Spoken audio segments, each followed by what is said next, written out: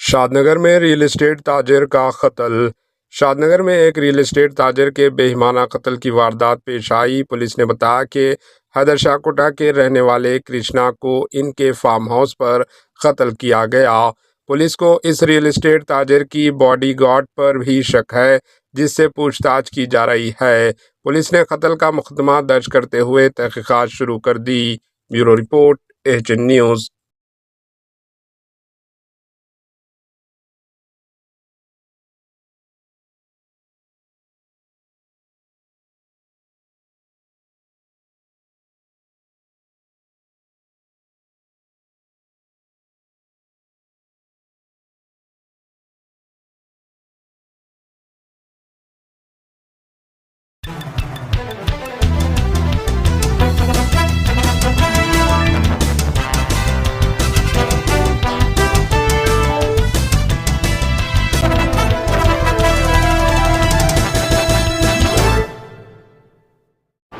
AHN news को like करें, share करें और सब्सक्राइब करना ना भूलें।